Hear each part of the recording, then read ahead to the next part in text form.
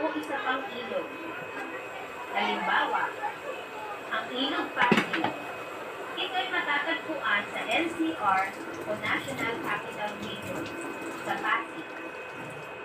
Sumunod naman ay ang lawa. Ang lawa ay anong tubig na napapaligiran ng lupa. Halimbawa, ang lawa ng Laguna. Ang lawa ng Laguna ay matatagpuan sa Region 4A, Calabarzon, sa lalawigan ng Laguna. Sumunod naman ay ang talon. Ang talon ay isang anyong tubig na malakas na dumadaloy o nahulog mula sa isang mataas na lugar tulad ng bundok at burol. Halimbawa, ang talon ng Maria Cristina.